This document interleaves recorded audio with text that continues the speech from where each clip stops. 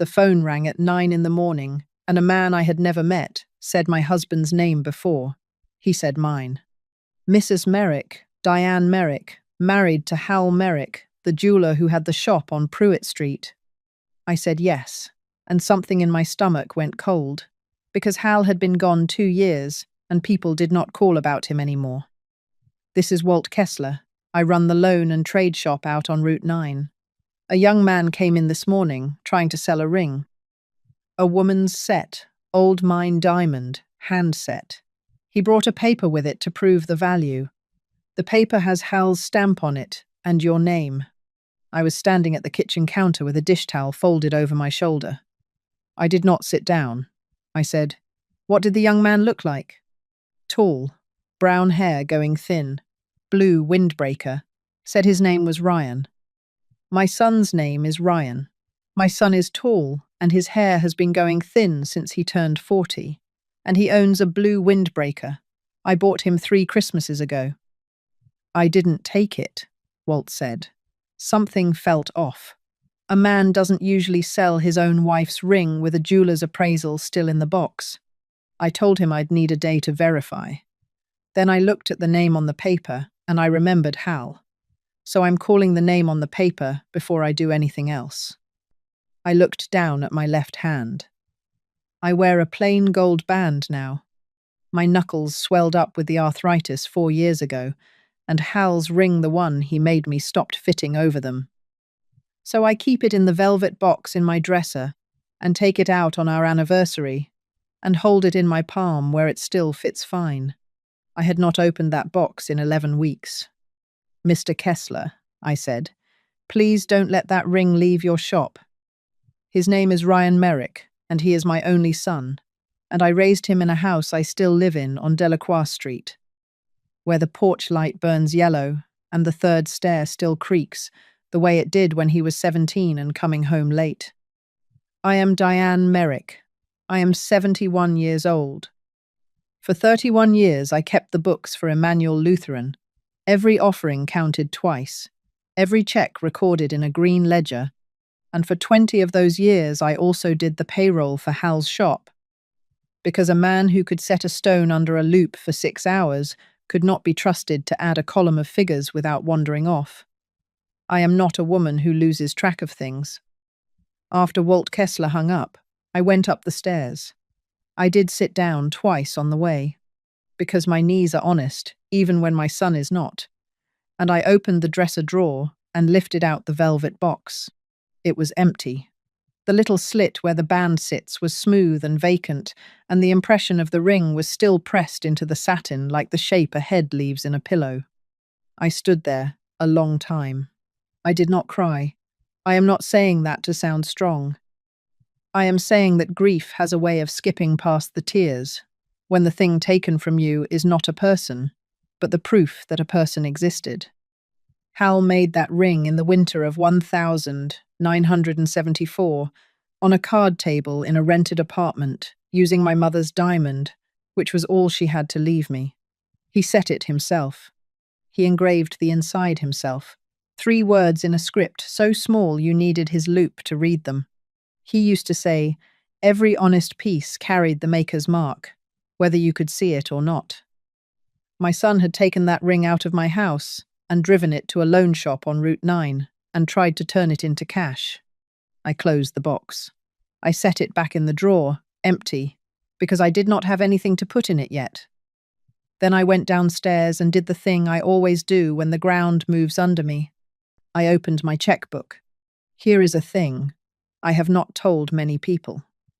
When Hal got sick in the last spring, he could not always get up the stairs to the little desk where we paid the bills. So I added Ryan to the checking account as an authorized signer, just the checking. Just so that if I was at the hospital and the mortgage came due, my son could sign a check for his mother. Authorized signer, not owner. Hal's attorney, a careful man named Bell, had explained the difference to us at the kitchen table. An authorized signer can move money in the account, he said. He does not own the account. You can remove him with a phone call. I had nodded and thought, I will never need to remove my son. I sat now with the checkbook register in front of me and my reading glasses down my nose, and I went back through 3 months of statements I had, I will admit, been skimming. Grief makes you lazy in exactly the places you should be careful. There it was. 11 weeks ago, the same week I had last opened the ring box, before I closed it and stopped opening things. A withdrawal. $3,000. Then, 4 weeks after that, another. 1,500. Small transfers between, in the pattern of a man testing a door to see if it is locked. I had not made those withdrawals. I sat with that for a while, in the quiet, with the refrigerator humming behind me, the way it does. And I felt the first thing move, not anger, not yet. Something colder and clearer than anger. Anger still hopes to be understood. What I felt did not want to be understood. It wanted to be correct. I picked up the phone and called the pawn shop back. Mr. Kessler, this is Diane Merrick again. I'd like to ask you a favor, and I'd like to ask you a question. The favor first. Will you hold that ring and not tell my son I've called? I can hold it 7 days as a matter of course, he said. I haven't paid him anything. He's coming back Thursday to see if I'll make an offer. As far as he knows, I'm just a cautious old man. You are a decent old man, I said. Now the question. You said the appraisal had my name on it. Where would he have gotten that paper? Walt was quiet a second. It's the original, he said. Hal's carbon copy, the kind he kept in the shop files, the pink one. Whoever gave your boy that ring gave him the paperwork out of Hal's own records. The shop files. After Hal died, I had moved his shop files 40 years of appraisals and repair tickets into the cedar closet off the garage. Ryan had helped me carry the boxes. He had a key to that garage. He had not grabbed the ring in a panic. He had gone into his father's records, found the appraisal that proved the ring was worth selling, and taken both. I did not call my son. The first thing you do is not to warn the person you are dealing with. The next morning I drove to the credit union, where I keep the accounts Ryan does not know about. Hal and I never kept everything in one basket. His mother had lost a farm in the 50s, trusting one bank, and he carried that his whole life. I sat across from a young woman named Priya, with a nameplate and a box of tissues she probably kept for exactly this kind of conversation. I did not cry. I told her what I needed. I want to remove an authorized signer from my checking account, my son, and I want to know what he can and can't do. Priya pulled it up. He's a signer, not a joint owner. You can remove him today, right now, with your signature. Once we do, his card stops working and any checks he writes will bounce. She looked at me kindly. Do you want to do that today? I thought about the third stair that creaks. I thought about a boy who used to fall asleep on the shop floor with his cheek against the cool glass of the display case while his father worked. I thought about $3,000 and $1,500 and a pink carbon copy in a stranger's hand. Yes, I said, today. She slid the form across. I read it. I have signed a lot of forms in my life, and I have watched people sign them without reading, and I have learned that the ones who read are the ones who keep their houses. I read it twice. Then I signed. She processed it while I watched, and when it was done, she said, quietly, some folks add an alert after, on anything over a certain amount. I told her $200, and she set it, and she did not make me explain the rest. I walked out into the parking lot and sat in my car with my hands on the wheel, and I did not drive for a minute, because a mother's body does not immediately obey a mother's decision. But the decision was made. A record does not argue. It waits. And now the record said what I needed it to say. I still did not know why. I knew that Ryan had taken the ring and moved my money, but I did not yet know the shape of the thing, and you cannot answer a betrayal you have only half seen. I found out on a Tuesday from my granddaughter, which is not how I would have wanted it, but it is how it came. Sophie is 16. She has Hal's chin and my mother's habit of chewing the inside of her cheek when she is thinking. She came by after school with a paper for the church youth trip that needed my signature, and she stayed longer than she needed to, moving around my kitchen, opening the cookie jar, not eating anything. "Grandma," she said finally, to the window and not to me, "is everything okay with you and Dad?" I set down my tea. "Why do you ask, sweetheart?" "Because Mom's been crying, and Dad keeps saying they're going to lose the house, and then he says they're not. And then last week he came home and Mum asked, 'Did you get it?' And he said, 'Not yet,' and they went in their room and shut the door." She turned around. Her eyes were wet. "And there's these people that call, collection people." I looked up the number. Kayla, my daughter-in-law, who once told me at a Thanksgiving table that she could not believe I still cut coupons when I owned my house outright, as though frugality were a thing you did only until you had permission to stop. Piece by piece, over tea and the cookies she finally did eat, I got the shape of it. The boutique Kayla had opened with a loan Ryan co-signed, closed inside a year. 3 credit cards after that, run up to keep the lifestyle the boutique was supposed to prove they deserved. The leased car, the collection calls. Something close to $40,000. My son quietly drowning while he told his daughter everything was fine. "Sophie," I said, "did your dad ever say anything about my ring? Grandpa's ring, the one he made me?" She frowned. "No, why?" "Never mind, it's nothing you did." I put my hand over hers. "You did the right thing telling me.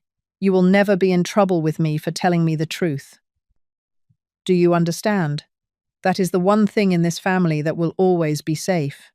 She nodded, and she stayed for supper. And after she left, I sat in the dark kitchen and understood that my son had looked at his mother's life, the paid-off house, the accounts, the ring his father made, and seen not a mother but a reserve, a rainy-day fund with a pulse. He had confused what I gave freely with what he was owed.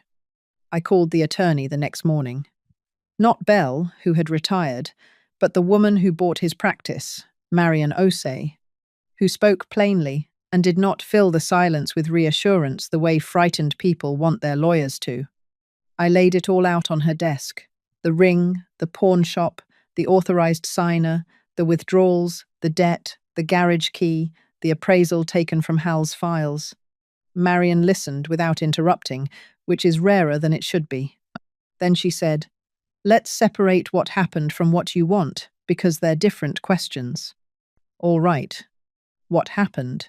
Your son took property that belongs to you, the ring, and attempted to sell it. That is, in plain terms, theft. He moved money out of an account he had signing authority on, but did not own. Whether that's a crime depends on details, but morally, it's the same act. He used your late husband's business records to do it." She folded her hands. "Now, what do you want?" That was the question, wasn't it? I had come in ready to be told what I must do, and instead she had handed the decision back to me, which is exactly what an honest person does. "I want the ring back," I said. "I want him out of my accounts, which I've already started. I want the door to my house to be my door again. And I do not want my son to go to prison. I heard my own voice catch on the last part and I let it. He is still my son, even now, especially now." "Those things can all be true at once," Marion said. "You can hold him accountable without destroying him. But accountable is not the same as forgiven, and it is definitely not the same as trusted. Let's do this in order." She laid out the order. "Change the locks, my house, my right, no notice to a grown son who did not live there. Rekey the garage." Then she opened the estate file Belle had left her and went still. "Diane, Ryan isn't only on your checking, he's your agent under a durable power of attorney. This one lets him act as you sign as you." She turned to her screen, pulled up the county recorder's index, and her mouth tightened. "And 7 weeks ago, someone recorded a certified copy of it at the courthouse. 7 weeks ago. the same week as the $1,500 withdrawal. Why would he record it? I asked. The house is paid off. There's no bank in it. That's exactly when you record one, she said quietly. You put it on file so a lender will let you borrow against a house that's free and clear as the owner's agent. Nobody records a power of attorney to sign a birthday card, Diane. They record it to move property. The checking had been him testing the small door. The courthouse was him measuring the big one. Revoke it, I said. Today, all of it. We did a notarized revocation, filed that same afternoon, with copies to every institution that might ever be handed the old one. The will and the medical directive we changed too, because a man who would sell his mother's wedding ring was not a man I wanted deciding when to turn off her machines. And the ring, I said. The ring is the cleanest part, legally, she said. You have proof of ownership, the appraisal, in your name, with Hal's stamp. The pawnbroker never paid him. When you walk in with the paperwork, it's yours. A person cannot sell what he does not own. He's holding it until Thursday, I said. That's when Ryan comes back to close the sale. Marion nodded slowly, and I watched her decide how much to say. Then you have a choice to make before Thursday, and it's the hard one. You can go in quietly and take back what's yours, and no one outside that shop ever needs to know. Or you can do it on paper. Swear out a statement, notarized, that the ring is yours and was taken without your consent. A theft affidavit. You mean I report my son? I mean you put the truth on the record in your own words, she said. Whether it ever becomes a police matter after that is a separate decision, and it stays yours to make. But I'll be plain with you, because you came for plain and not for comfort. A paper like that has weight. It's the difference between asking a grown man to do the right thing and giving him a reason to. I've watched mothers refuse to sign it. I've watched some of them wish, a year later, that they had. I thought about the boy asleep on the shop floor with his cheek on the cool glass. I thought about the pink carbon copy in a stranger's hand. He knew Hal, I said, the pawnbroker. I said it because I needed a moment before I answered the rest, and Marion, who was a good lawyer, let me have the moment. Then, taking the ring back will be easy, she said. It's the affidavit that will cost you. Sleep on it. It keeps until Thursday. So does the ring. The locksmith came that afternoon. His name was Dominic, and he had a young man's easy way of talking while he worked.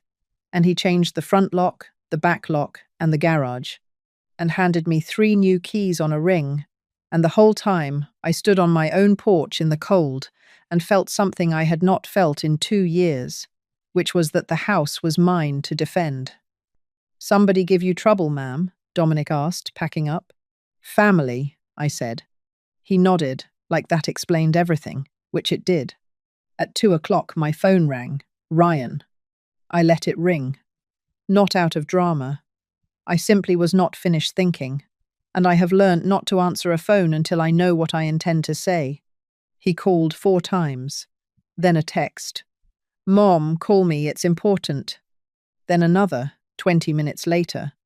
Mom, my card isn't working at the bank. Did you do something with the account? There it was. He had driven to the bank, or the ATM, expecting the door to be open the way it had always been open, and found it locked. And his first instinct was not, I am sorry, but did you do something? As if the account were his, and I had trespassed on it. I texted back 1 line. Come to the house Saturday at 11. Bring Kayla. We'll talk then. He wrote back immediately. Can't it be sooner? This is a bad time for me. I looked at that for a while. This is a bad time for me. I set the phone down and did not answer, and I want to tell you that ignoring my son's message did not feel like power. It felt like grief. But grief had made me quiet. It had not made me blind. Kayla came that evening, and she did not call first. I heard her on the porch before I saw her. The rattle of a key that no longer fit. Then a pause. Then the doorbell. She had not rung at my house in years. I opened the door. She held up her key ring with my old brass key on it, the one that used to open my front door, and her face was already doing the work of a woman who has decided to be wounded. "So it's true," she said. "You changed the locks, on family." "Come in, Kayla," I said. "I'll make coffee." She did not want coffee. She wanted the floor, and I let her have it, because sometimes the fastest way to learn what someone is really after is to stop interrupting them. She stood in my kitchen and told me how hurt she was, how Ryan was falling apart, how the bank card had been declined at the pharmacy in front of Sophie, how humiliating, how cruel, how unlike the family we were supposed to be. "We are drowning, Diane," she said. "And you have more than you will ever spend, sitting in that account doing nothing, and instead of helping your own son, you lock the doors and cut the cards. What would Hal think?" "Let's leave Hal out of your mouth," I said. And it was the first hard thing I had said to her, and it landed because she flinched. For a moment, the performance slipped, and underneath it was something I recognized: plain fear. A woman doing arithmetic on a life that no longer added up, already hearing herself explain to Sophie why they had to move. The fear was real. I never doubted that. But I have lived long enough to know that frightened people are not automatically gentle ones, and that fear is often the exact place where the taking starts. She recovered fast. She always did. "Ryan had an idea," she said, softer now. "The register changing the way a salesman's does when the first pitch fails. A good idea, if you'd just listen. You put his name on the house, alongside yours. Then if anything ever happens to you, God forbid, but you're not young, there's no mess, no lawyers, no probate, it just passes to him, clean. It's what Hal would have wanted, the family staying together under one roof." There it was, out of her own mouth. Marion had shown me the shape of it that morning, the power of attorney, recorded at the courthouse. But a document in a lawyer's office is a colder thing than your daughter-in-law standing in your kitchen, saying the quiet part while she believes she is being kind. The ring had been $3,000 of breathing room. The house was the plan. And Ryan had not been dreaming it over coffee. He had already been to the courthouse. Now his wife was at my counter, asking me to hand them the last lock myself. "Kayla," I said, "when you say the house would pass to Ryan, clean, who exactly did you picture living in it while I was still here?" She opened her mouth. She did not have an answer, because the honest answer was that they had not pictured me in it at all. They had pictured after me. They had spent a future I was still standing in. She left angry, which told me she had come for a yes and would not get one. I stood at the window and watched her back the leased car out of my driveway too fast. Then I went out to the garage, to the cedar closet, to Hal's files because I needed the pink appraisal for Thursday, and because I suddenly, badly, needed to know what else was missing. The ring's appraisal was gone, of course, but so was the one filed behind it. Hal's pocket watch, the railroad grade he had carried 40 years, appraised the spring before he died. The ticket was gone from the folder, and I did not have to open the drawer in the hall to know the watch would be gone with it. He had not taken one thing in a moment of panic. He had been working through his father, item by item, turning a good man's 40 years of careful work into cash to cover his wife's receipts. I did not sleep that night, and by morning I had decided. Thursday, first thing, I drove to Marion's office and signed the affidavit. I read it twice first, the way I read everything, and reading it was worse than signing it. Because there, in plain notarized English, was a sentence that said, my son had taken my property without my consent, and a notary I had never met stamped it and made it true in the eyes of the law. I want to tell you I signed it in cold clarity. I did not. My hand shook on the second line. I thought of him at 7, at 17, at the hospital holding his father's hand at the end. And then I thought of the pocket watch, and the house, and the future they had spent without me in it, and I finished my name. You don't have to do anything with this, Marian said gently, sliding my copy into an envelope. It can sit in a drawer the rest of your life, but it exists now. And that changes the conversation you're about to have. I know, I said. That's why I signed it. I was not closing my heart. I was closing the loophole. There is a difference. And at 71, I had finally learned to feel it. From Marian's office, I drove straight out to Route 9, to Walt Kessler's shop. It smelled like machine oil and old paper, and the particular metallic cold of a room full of other people's pawned lives. Guitars on the wall. A case of watches I could not look at. Walt came around the counter when I said my name, which men of his generation do not do lightly, and he shook my hand with both of his. I bought a lathe off Hal in 1988, he said. He threw in a set of files and wouldn't take my money. Said a man should have good tools or none. He shook his head. When your boy set that appraisal on my counter, I read the name at the bottom and I thought, there is no earthly way Hal Merrick's wife sent this ring out to be sold. I set my paperwork on the counter, the appraisal's shop copy from Hal's own files, and beside it, the notarized affidavit, with my shaking signature on the second line. Walt read them both. He did not need the second one. But he saw what it was, and he looked at me a moment longer. The way you look at someone who has done a hard thing. And he nodded once, in respect, and went into the back. He came out with a velvet box, his, not mine, and inside it, on white cotton, was Hal's ring, my mother's diamond. The band he shaped on a card table the winter before we married. I did not put it on. My knuckles would not allow it, and I was not ready for it to be on my hand. Not there, not like that.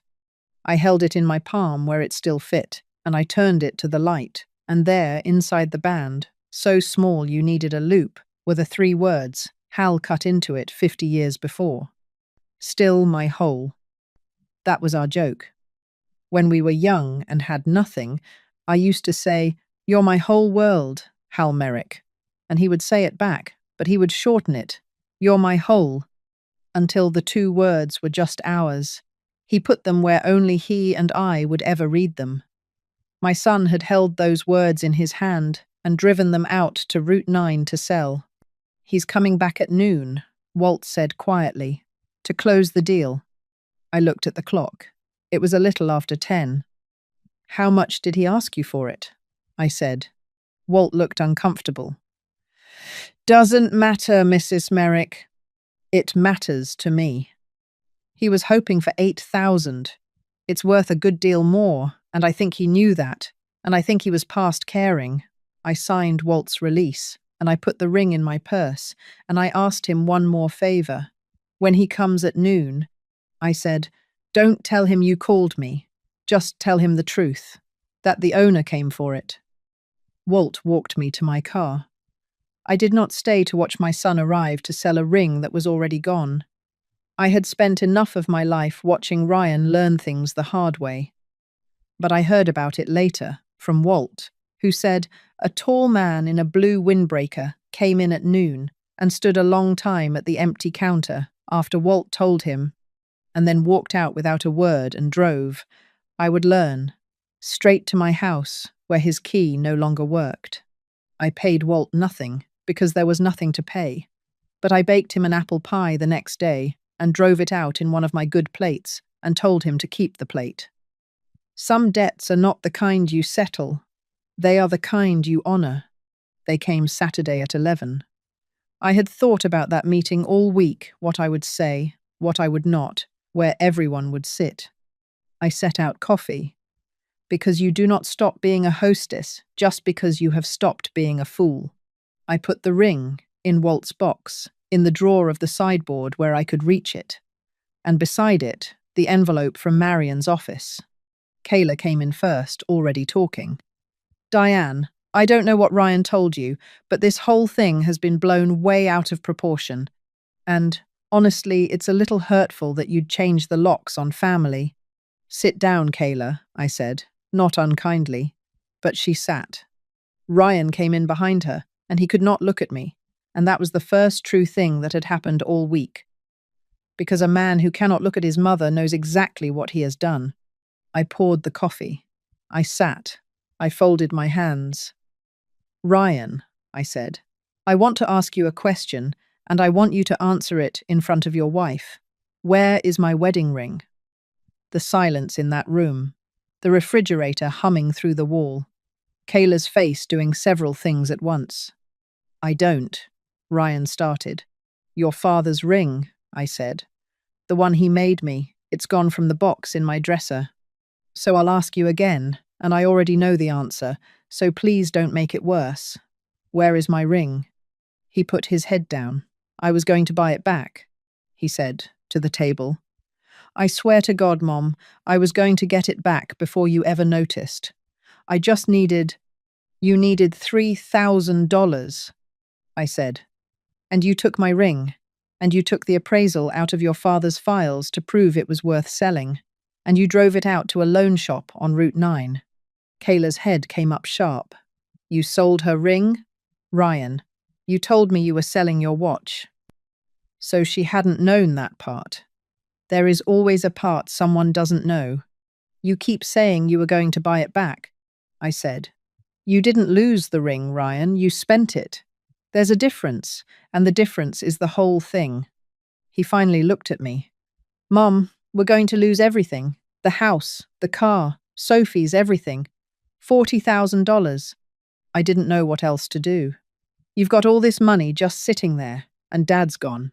And I thought, you thought I didn't need it, I said. You thought I was a widow in a paid-off house with more than I could spend, and my things were really just the family's things. And no one would mind if you helped yourself to what was going to be yours anyway. He didn't deny it. That was answer enough. I stood up then, and I went to the sideboard, and I took out Walt's velvet box, and I set it on the table between us, and opened it. The ring caught the light. Kayla went quiet. Ryan made a sound. The man you tried to sell this to knew your father, I said. Hal bought him a lathe 40 years ago and wouldn't take his money. When you put that appraisal on his counter, he read my name at the bottom, and he could not believe that Hal Merrick's wife would sell her own wedding ring. So he called me before he'd give you a dime. That's how I found out. Not from you, from a stranger who respected your father more than you did. I went in Thursday morning and took it back 2 hours before you got there. You drove out to Route 9 to sell your mother's ring, and it was already home. Mom, I'm not finished. I was not raising my voice. I have never seen the point of raising my voice. It only tells people your argument is weak. You moved $3,000 out of my account 11 weeks ago, $1,500 4 weeks after that. Money, I put you on the account to help me pay my bills when your father was dying. You used it to plug a hole in a boat you and Kayla sank on your own. Kayla started. That's not fair, the boutique was. I don't blame you for the debt, I said, and I looked at her, because she deserved to be looked at.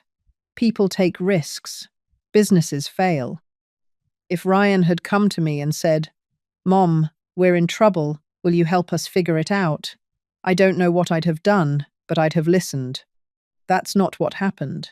What happened is that my son decided he didn't need to ask. He just took, because he'd already decided my no didn't count. The room was very still. So here is what is going to happen, I said, and I laid it out in order. He was off my accounts. He had found that out at the bank. The locks were changed. He had found that out at the door. My will and my medical directives were changed too, and he was no longer my agent for anything. Because a man who would sell his mother's ring to a stranger was not a man I wanted deciding when to turn off her machines. And the house, I said, and I watched Kayla go still. Kayla was kind enough to bring me your idea, putting your name on the deed so it passes clean, so there's no mess. Except it was never only an idea, was it, Ryan? 7 weeks ago, you took your power of attorney to the courthouse and recorded it the one that lets you sign as me. A man does that for a single reason, to borrow against a house that's paid off. I had it revoked Wednesday afternoon, so whatever you started is already undone. And here is my answer to the idea your wife carried in for you. My name is the only one that will ever be on that deed while I am breathing. When I am gone, what is mine will go where I decide, through a lawyer, in writing, and not 1 hour sooner. You will not be moving your future into my house while I am still living in it. Mom, that was just an idea. Kayla shouldn't have. You took your father's watch too, I said, and the room went quiet in a new way. The railroad grade. I found the appraisal missing behind the rings. So don't tell me it was one bad night. You were working through him, through his files, piece by piece.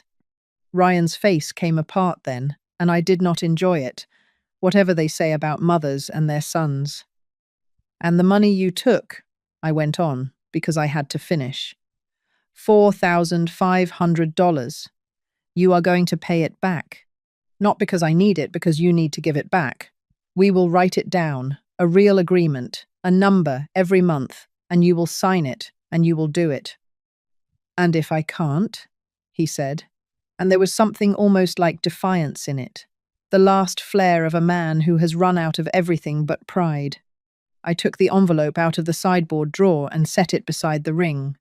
I did not open it. I did not have to. There is a sworn statement in here, I said, notarized. It says, in my own words, that you took my ring without my permission. As long as those envelopes keep coming every month, it stays in this drawer, and no one but the three of us will ever know it exists. That is not a threat, Ryan. A threat is what you make when you have nothing. This is the opposite. This is me handing you the one road back that I know of. You signed your name to a lie when you slid that appraisal across a stranger's counter. Now you will sign it to the truth. In this family, we honor what we sign. Kayla left angry. She said some things on her way out about family and about how I had never really accepted her. And there was a grain of truth in it that I will sit with, because I am not going to pretend I was a perfect mother-in-law to a woman I found hard to warm to. But the debt was not my failure to warm to her. The ring was not about coupons at Thanksgiving. I let her have the last word at the door, because the last word at the door has never once, in the history of the world, been the word that mattered.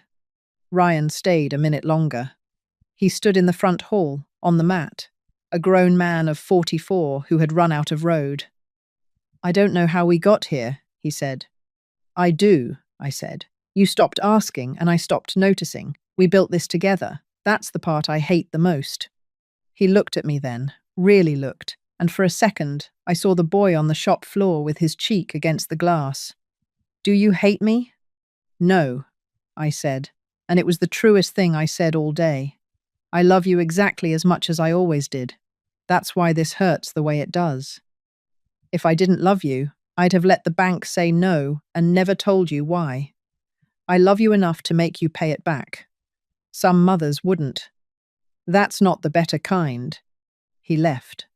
I stood in the hall a long time after the door closed, in the quiet, and then I went and washed the coffee cups. Because there is a mercy in a sink full of warm water when your heart is a stone. The weeks after were not clean. Some mornings I reached for the phone to call Ryan out of habit before I remembered. I grieved him a little. The version of him I had been pretending was real, and I grieved Hal harder than I had in months, because he would have known what to say to our son. Or maybe he wouldn't have. Maybe he'd only have handed it to me the way he handed me the checkbook. You're better at the hard columns, Di. Ryan sent the first payment 3 weeks later. Not much. But it came, in an envelope in his own hand, with a note that just said, First one. And I recorded it in the church ledger, where I keep the things that matter, in the green columns, twice. Sophie kept coming by. She'd let herself in with the new key. I'd cut her, my house, my keys, my choice, who carries one. And she'd do her homework at the kitchen table while I cooked. And one afternoon she said, without looking up, Dad told me what he did. All of it. She chewed the inside of her cheek. He said you were right to change the locks. He cried when he said it. I've never seen my dad cry. How do you feel about it? I asked. She thought a long time, the way Hal used to think, turning a problem to the light. Sad, she said, but like, safe sad. Does that make sense? Like now everybody's telling the truth and it's terrible, but at least it's true. Safe sad. My 16-year-old granddaughter had a name for it that I didn't have at 71. I got up and went to the sideboard and took out Walt's velvet box and set it in front of her. This is the ring your grandfather made me, I said. He made it the winter before we married, out of my mother's diamond, on a card table because we couldn't afford a bench. There are 3 words inside it that were just ours. Someday, when you're older, I'll show you where they are, and I'll tell you what they mean, and this ring will be yours if you want it. Not because you're owed it, because you tell the truth, and truth is the only thing in this family I trust enough to hand something down to. She started to cry, and I let her, and I did not make it about me. I had the ring resized, not for my knuckles, but so it would fit on a chain. I wear it now under my collar, close to where a woman keeps what she is not ready to let go of. And on our anniversary, I still take it off and hold it in my palm, where it fits fine. I painted the spare room, the one that had been Ryan's, a colour Hal would have called too cheerful, and I call yellow. Sophie and I are making a quilt in there, badly, and laughing about it. The porch light still burns yellow. The 3rd stair still creaks, but now it creaks, because Sophie is coming up 2 at a time to show me something, and that is a sound I would change the locks 100 times to keep. Walt Kessler and I are friends now, of the pie and coffee kind. Ryan's envelopes come every month, in his hand. We are not what we were, and may never be. But he is walking a road he made for himself, one honest payment at a time. And I did not have to destroy my son to make him walk it. I only had to stop carrying him. The statement is still in the drawer. It has never had to leave it. People think revenge is a loud thing. They think it looks like a slammed door, a raised voice, a family blown apart at a holiday table.